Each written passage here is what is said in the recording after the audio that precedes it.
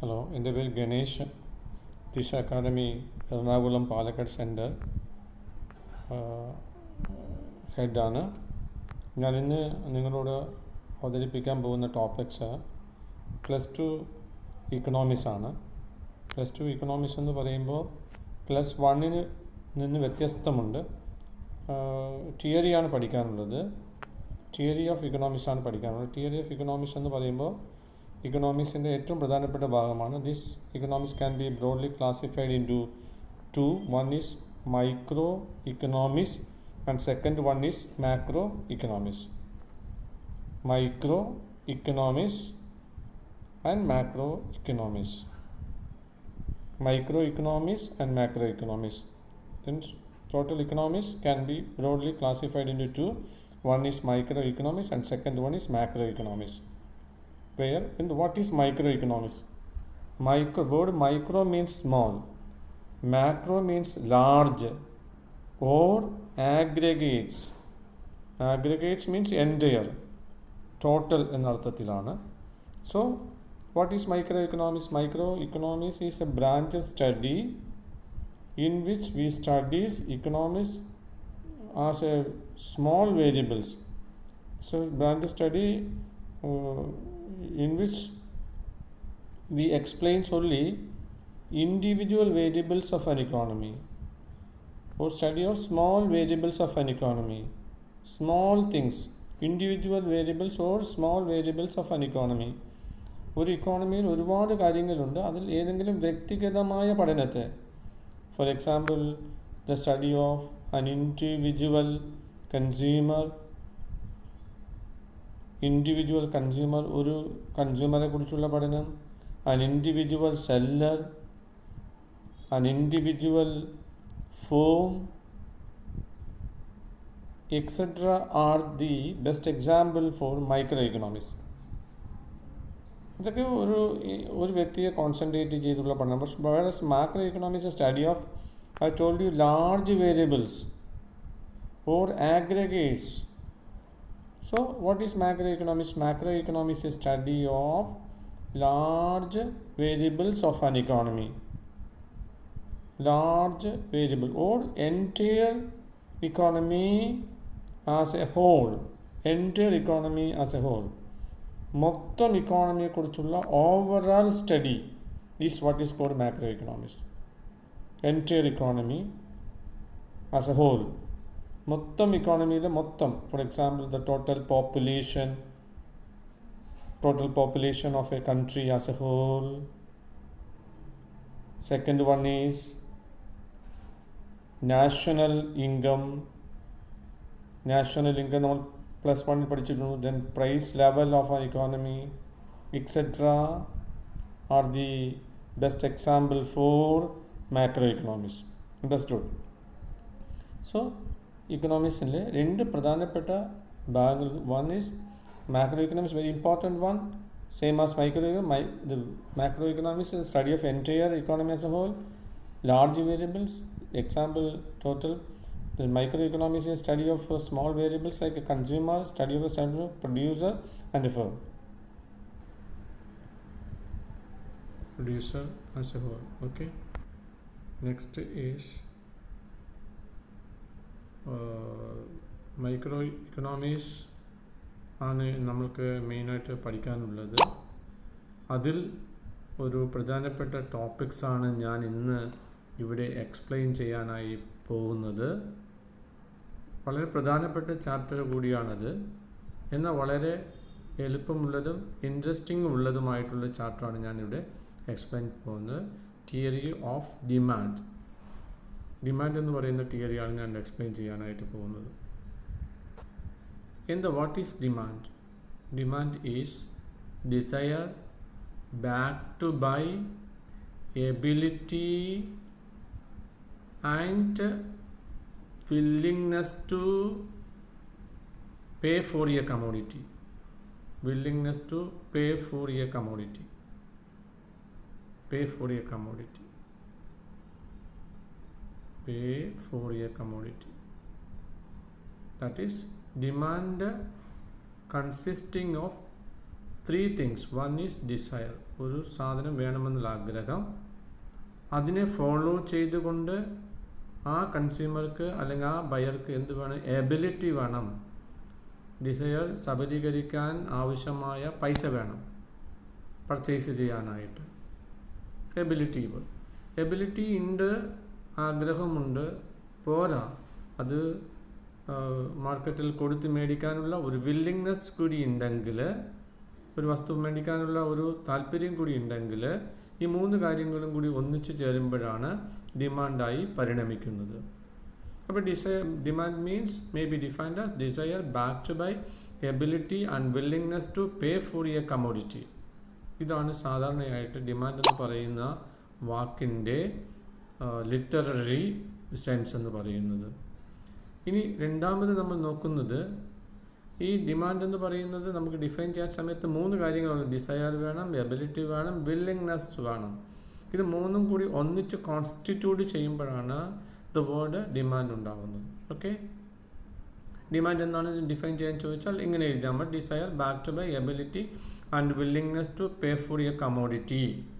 It consisting of 3 essentials. One is desire for a commodity, second ability to purchase the commodity, and third one is willingness to pay for that particular commodity. ഈ 3 കാര്യങ്ങളും ഉണ്ടെങ്കിൽ together constitute the word demand.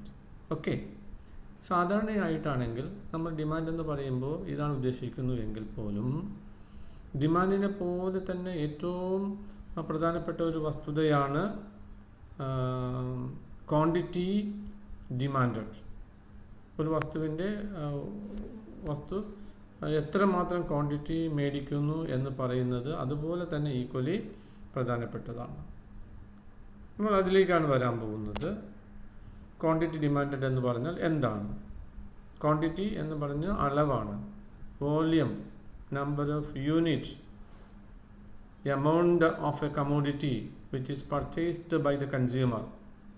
ഒരു വസ്തു ഒരു വ്യക്തി എത്രമാത്രം അളവിൽ മേടിക്കുന്നു എന്നതിനെയാണ് quantity demand എന്ന് പറയുന്നത്. ഡിമാൻഡ് നമ്മൾ നേരത്തെ പറഞ്ഞത് തന്നെയാണ്, അതാണ് വേർഡിൻ്റെ മീനിങ്. എങ്കിലും വിപണിയെ സംബന്ധിച്ചിടത്തോളം quantity of a commodity which would be purchased by the consumers at a given purchased by means quantity demanded by the consumer at a given price. പ്രൈസാണ് വിലയാണ് ഏറ്റവും പ്രധാനം. At A given period of time, during A given period of time. ഒരു പ്രത്യേക particular period of ടൈമിൽ ഒരു consumer അല്ലെങ്കിൽ consumers എത്രമാത്രം അളവിൽ ആ സാധനം മേടിക്കുന്നുണ്ട്, പർച്ചേസ് ചെയ്യുന്നുണ്ട് എന്ന് പറയുന്നതിനെയാണ് ക്വാണ്ടിറ്റി ഡിമാൻഡഡ് എന്ന് പറയുന്നത്. QD എന്നോ QTYDD എന്നോ നമുക്ക് ചുരുക്കി ഉപയോഗിക്കാനും പറ്റുന്നുണ്ട്. ആക്ച്വലി വന്നിട്ട് ഈ ക്വാണ്ടിറ്റി ഡിമാൻഡഡ് എന്ന് പറയുന്നത് ആൾക്കാർ കൂടുതൽ മേടിക്കുന്ന സാഹചര്യമുണ്ട്, കുറച്ച് മേടിക്കുന്ന സാഹചര്യമുണ്ട്. ഈ കൂടുതൽ മേടിക്കുന്നതും കുറച്ച് മേടിക്കുന്നതുമെല്ലാം ഏതിനെ ബേസ് ചെയ്തിരിക്കുന്നു? അതിൻ്റെ വിലയെ ബേസ് ചെയ്തിരിക്കുന്നു. സപ്പോസ് അതിൻ്റെ വില കൂടുകയാണെങ്കിൽ അതിനനുസരിച്ച് കൂടുതൽ മേടിക്കുകയും കുറച്ച് മേടിക്കുകയും, വില കുറയുകയാണെങ്കിൽ കൂടുതൽ മേടിക്കുകയും ചെയ്യും. നാച്ചുറലി നമ്മൾ അങ്ങനെയാണല്ലോ നമ്മൾ ചെയ്യുന്നത്. അതുകൊണ്ട് തന്നെ ഒരു വസ്തുവിൻ്റെ ക്വാണ്ടിറ്റി ഡിമാൻഡിനെ ഏറ്റവും കൂടുതൽ സ്വാധീനിക്കുന്ന ഫാക്ടർ എന്ന് പറയുന്നത് വില തന്നെയാണ്. അതൊക്കെ 10 രൂപ, 15 രൂപ, 20 രൂപ, 25 രൂപ വില ഉള്ള സമയത്ത് വാങ്ങുന്നത് പോലെ ആയിരിക്കില്ല വില കുറയുന്ന സമയത്ത് മേടിക്കുന്നത്. ഫോർ എക്സാമ്പിൾ 10 യൂണിറ്റ് നമുക്ക് മേടിക്കുന്നത് നോക്കുമ്പോൾ നമ്മൾ വില കുറയുന്ന സമയത്താണ്. ഫോർ എക്സാമ്പിൾ വന്നിട്ട് 20 രൂപയ്ക്ക് 10 വാങ്ങി 25 ആയപ്പോൾ വീണ്ടും എന്താണ് ക്വാണ്ടിറ്റി പർച്ചേസ് ചെയ്യുന്നത്? എന്താണ് വില കുറയുന്നതനുസരിച്ച് സാധാരണ വന്നിട്ടാണെങ്കിൽ ക്വാണ്ടിറ്റി ഡിമാൻഡ് കൂടി വരാനുള്ള ചാൻസ് കൂടുതലാണ്. അപ്പോൾ ഒരു സൈഡിൽ വിലയും രണ്ടാമത്തെ സൈഡിൽ വന്നിട്ടാണെങ്കിൽ അത് മേടിക്കുന്ന വസ്തുവിൻ്റെ അളവുമാണ് കാണിക്കുന്നത്. അപ്പോൾ 20 രൂപ ആയ സമയത്ത് കുറച്ച് മേടിച്ചു, 15 രൂപ ആയ സമയത്ത് കുറച്ചുകൂടി കൂടുതൽ മേടിച്ചു, 10 രൂപ ആയ സമയത്ത് കുറച്ചുകൂടി കൂടുതൽ മേടിച്ചു. അപ്പോൾ വില കുറയുന്നതനുസരിച്ച് ക്വാണ്ടിറ്റി കൂടുതൽ മേടിക്കുകയും വില കൂടുന്നതനുസരിച്ച് കുറച്ച് മേടിക്കുകയും ചെയ്യുന്നത് സാധാരണ നടക്കുന്ന ഒരു പ്രതിഭാസമാണ്. ഇതാണ് സാധാരണ വന്നിട്ട് ഡിമാൻഡുമായി ബന്ധപ്പെട്ടിട്ടുള്ളത്. ഉദാഹരണത്തിന് നമ്മൾ നേരത്തെ ഞാൻ പറഞ്ഞു 25 രൂപ സമയത്ത് എത്ര വാങ്ങിയത് പോലെയാണോ വില കുറയുന്ന 10 രൂപ സമയത്ത് 30 യൂണിറ്റ് വാങ്ങുന്നുവെങ്കിൽ അത് വില കുറയുന്ന സമയത്ത് കുറച്ചുകൂടി കൂടുതൽ വാങ്ങുകയും വില കൂടുന്ന സമയത്ത് വില കൂടുന്ന സമയത്ത് കുറച്ച് വാങ്ങുകയും ചെയ്യും. അപ്പോൾ യഥാർത്ഥത്തിൽ ഡിമാൻഡ് എന്ന് പറയുന്നത് വിലയെ ആശ്രയിച്ചിരിക്കുന്നു. സോ നമുക്കെന്ത് പറയാം? ഡിമാൻഡ് ഈസ് ഒരു ഫങ്ഷനായിട്ട് പറയുകയാണെങ്കിൽ it's a function of price. Demand എന്ന് പറയുന്ന function means depends on price. വിലയെ ആശ്രയിച്ചിട്ട് തന്നെയാണ് ഡിമാൻഡ് നിൽക്കുന്നത്. അതിനെ ബേസ് ചെയ്ത് നമുക്കൊരു തിയറി പഠിക്കാനുണ്ട്, സിദ്ധാന്തം പഠിക്കാനുണ്ട്. ആ തിയറി വിളിക്കുന്ന പേരാണ് ലോ ഓഫ് ഡിമാൻഡ്, അഥവാ it is otherwise known as theory of demand. It's very important law in the consumption theory. Consumption തിയറിയിൽ ഏറ്റവും അടിസ്ഥാനപരമായ തിയറിയാണ് ലോ ഓഫ് ഡിമാൻഡ് എന്ന് പറയുന്നത്. എന്താണ് what is law of demand? Law means നിയമമാണ്, ഒരു പ്രിൻസിപ്പിളാണ്. അതിൻ്റെ ബേസിലാണ് ഡിമാൻഡ് നിൽക്കണമെങ്കിൽ നമ്മൾ പറയേണ്ട കാര്യം എന്ന് വെച്ച് കഴിഞ്ഞാൽ, ഡിമാൻഡ് എന്ന് പറഞ്ഞാൽ നേരത്തെ തന്നെ പറഞ്ഞു, ഡിമാൻഡ് എന്താ? What is demand? Quantity demanded. Board അല്ല ഡിമാൻഡ് ഡിഫൈൻ ചെയ്യുന്നതല്ല, ക്വാണ്ടിറ്റി ഡിമാൻഡഡ്. ക്വാണ്ടിറ്റി മേടിക്കുന്നതിനെയാണ് ഞാൻ ഇവിടെ ലോ കൊണ്ട് ഉദ്ദേശിക്കുന്നത്. ക്വാണ്ടിറ്റി മേടിക്കുക അല്ലെങ്കിൽ ഡിമാൻഡ് ചെയ്യുക എന്ന് പറയുന്നത് കൂടുകയും കുറയുകയും ചെയ്യുന്നതിനെ ബേസ് ചെയ്തിട്ടാണ് നമ്മൾ സിദ്ധാന്തം അവതരിപ്പിക്കാൻ പോകുന്നത്. ഈ സിദ്ധാന്തത്തെ, ഈ ലോയെ വിളിക്കുന്ന പേരാണ് law of demand. What is law of demand? നമുക്ക് അത് എക്സ്പ്ലെയിൻ ചെയ്യാം. നമുക്കറിയാം ഡിമാൻഡ് എന്ന് പറയുന്നത് സ്വാധീനിക്കുന്നത് ഒരുപാട് കാര്യങ്ങളുണ്ട്, വില മാത്രമൊന്നുമല്ല. ഒരു എക്സാമ്പിൾ നമ്മൾക്ക് ഇൻകത്തിനെ ബേസ് ചെയ്ത് പറയാം. എനിക്ക് 20,000 രൂപ ഇൻകമുള്ള സമയത്ത് ഞാൻ മേടിക്കുന്നത് പോലെ ആയിരിക്കില്ല പെട്ടെന്ന് എൻ്റെ ശമ്പളം 50,000 രൂപയാവുമ്പോൾ. നോർമലി എന്ത് സംഭവിക്കുമെന്ന് നിങ്ങൾക്കറിയാമല്ലോ. 50,000 രൂപയാകുമ്പോഴേക്കും 20,000 രൂപയ്ക്ക് മേടിച്ചതിനേക്കാൾ കൂടുതൽ മേടിക്കാനുള്ള ചാൻസ് ഉണ്ട്. അപ്പോൾ ഇവിടെ ഡിമാൻഡ് കൂടിയത് വിലയുടെ അടിസ്ഥാനത്തിലല്ല, എൻ്റെ ഇൻകത്തിലുണ്ടായ വ്യത്യാസത്തിലാണ്. അപ്പോൾ ഡിമാൻഡ് സ്വാധീനിക്കാനായി എന്ത് മാത്രമല്ല ഉള്ളത്, വില മാത്രമല്ല, വേറെയും ഒരുപാട് ഫാക്ടേഴ്സ് ഉണ്ട്. അത് വേറെ ടോപ്പിക്സ് നമ്മൾ പഠിക്കുന്നുണ്ട്. അതിനെ വിളിക്കുന്ന പേരാണ് ഡിറ്റർമിനൻസ് ഡിമാൻഡ്. അതുകൊണ്ടാണ് നമ്മൾ പറയുന്നത് ലോ ഓഫ് ഡിമാൻഡ് എന്ന് പറഞ്ഞാൽ when other things remaining unchanged, മറ്റു ഡിമാൻഡിനെ സ്വാധീനിക്കുന്ന വസ്തുതകൾ മാറാതിരിക്കുന്നിടത്തോളം കാലം, മാറാതിരുന്നാൽ, സങ്കല്പിക്കുക, ഇൻകം മാറുന്നില്ല, ഫാഷൻ മാറുന്നില്ല, ടേസ്റ്റ് മാറുന്നില്ല, ഒന്നും മാറാതിരുന്നു കഴിഞ്ഞാൽ എന്താ സംഭവിക്കുക? Demand of a commodity increases with a fall in price and decreases with a rise in price. വില കൂടുന്ന സമയത്ത് ഡിമാൻഡ് എന്തു ചെയ്യും? കുറയുകയും വില കുറയുന്ന സമയത്ത് ഡിമാൻഡ് കൂടുകയും ചെയ്യും. അതായത് ഏതൊരു വസ്തുവും ഡിമാൻഡിനെ സ്വാധീനിക്കുന്ന മറ്റു ഘടകങ്ങൾ, ഫാക്ടേഴ്സ്, ഡിറ്റർമിനൻസ് അൺചേഞ്ച്ഡ് ആയിരുന്നാൽ ഏതൊരു വസ്തുവിൻ്റെ ഡിമാൻഡും വില കുറയുന്ന സമയത്ത് കൂടുകയും വില കൂടുന്ന സമയത്ത് കുറയുകയും ചെയ്യും എന്ന കാര്യത്തിൽ യാതൊരു സംശയവും വേണ്ട. പ്രൂവ് ചെയ്തിട്ടുള്ള ഒരു തിയറിയാണ് ലോ ഓഫ് ഡിമാൻഡ് എന്ന് പറയുന്നത്. അടിസ്ഥാനപരമായ ഒരു തിയറി, ഇന്നും എപ്പോഴും നിലനിൽക്കുന്ന ഒരു ലൈവായിട്ടുള്ള ഒരു സയൻസാണ് ഇക്കണോമിക്സ് എന്ന് പറയുന്നത്. അവിടെ ഡിമാൻഡ് എന്ന് പറയുന്നത് കൂടുന്നു എങ്കിൽ വില കുറഞ്ഞത് കൊണ്ടായിരിക്കും, കുറയുന്നുണ്ടെങ്കിൽ തീർച്ചയായിട്ടും വില കൂടുന്നത് കൊണ്ടായിരിക്കും, എക്സിസ്റ്റിംഗ് കണ്ടീഷൻസിൽ മാറ്റമുണ്ടാവാതിരുന്നാൽ. അതുകൊണ്ട് തന്നെ demand is a function of price എന്ന് വേണമെങ്കിൽ പറയാം. അതിന് നമുക്ക് ഇങ്ങനെ പറയാം, ഡി ഇൻക്രീസ് ചെയ്യുന്നു, ഡിമാൻഡ് ഇൻക്രീസ്, പ്രൈസ് ഡിക്രീസ് ചെയ്യുന്ന സമയത്ത് ഡി ഡിക്രീസ് ചെയ്യുന്നു, പ്രൈസ് കൂടുന്ന സമയത്ത്. This is the basic principle or law വേണമെങ്കിൽ പറയാം ഡിമാൻഡിൻ്റെ പിന്നിലുള്ളത്. ഈ ലോയെ വിളിക്കുന്ന പേരാണ് ലോ ഓഫ് ഡിമാൻഡ് എന്ന് പറയുന്നത്. നമുക്ക് ലോ ഓഫ് ഡിമാൻഡിനെ എക്സ്പ്ലെയിൻ ചെയ്യാനായിട്ട് ഒരു ഷെഡ്യൂൾ, ഒരു ടേബിൾ ഉപയോഗിച്ച് നമുക്ക് എക്സ്പ്ലെയിൻ ചെയ്യാൻ, അതിനെ വിളിക്കുന്ന പേരാണ് ഡിമാൻഡ് ഷെഡ്യൂൾ. അതും ചോദിക്കാൻ, വാട്ട് ഈസ് ഡിമാൻഡ് ഷെഡ്യൂൾ എന്ന്? Schedule is A table. Schedule is a list which contains two parts. One is price of the commodity. You can say price in rupees and quantity demanded. Say it is in kilogram. വിലയുടെ അടിസ്ഥാനത്തിലും quantity എങ്ങനെ വ്യത്യാസം വരും നോക്കാം. എളുപ്പമായി കൊടുത്താൽ മതി. 2, 4, 2, 4, 6, 8, 10 വില കൊടുക്കുക. ഓപ്പോസിറ്റ് വെച്ചാൽ മതി. 10, 8, 6, 4, 2. സിമ്പിളാണ്. സിമ്പിളായതുകൊണ്ട് മാർക്ക് കിട്ടാതിരിക്കില്ല. അടിസ്ഥാനപരമായി ശരിയായി 2 rupees വില വളരെ കുറവായതുകൊണ്ട് ആൾക്കാർ 10 കിലോഗ്രാം വാങ്ങി എന്ന് വിചാരിക്കുക. അതൊന്ന് വില ഒന്ന് കൂടട്ടെ, 2 രൂപ കൂടട്ടെ, 4 രൂപ ആയപ്പോഴേക്കും quantity demanded slightly decrease. 2 kilogram കുറച്ച് മേടിച്ചേ ഉള്ളൂ. വീണ്ടും എഗെയിൻ പ്രൈസ് എന്താണ് ഇൻക്രീസ് ചെയ്യുന്ന സമയത്ത് എന്താ ആൾക്കാർ എന്താ ചെയ്യുന്നു നമ്മൾക്കറിയാം. 6 രൂപയായപ്പോഴേക്കും 6 കിലോഗ്രാം വാങ്ങി. കണ്ടോ, നോർമലി പ്രൈസ്. അതുപോലെ 8 രൂപയായപ്പോൾ 4 കിലോഗ്രാം വാങ്ങി. നോക്കൂ, comparatively last one 10 rupees is very high price, so demanded only 2 kilogram of the same commodity. അപ്പോൾ നമ്മൾക്കറിയാം ഈ law demand schedules shows what price of the commodity and quantity of the commodity. അതായത് various quantities of a commodity which is purchased by the consumers at various prices or different prices. Different prices means 2, 4, 6, 8, 10. Different quantities means 10, 8, 6, 4, 2. ഇങ്ങനെ വ്യത്യാസപരമായിരിപ്പോൾ it shows an inverse relationship between price and quantity demanded. അപ്പോൾ Lloyd demand എന്ന് പറയുന്നത് it's nothing which shows an inverse relationship, an inverse relationship between price and quantity demanded. Quantity demanded means quantity purchased by the consumers.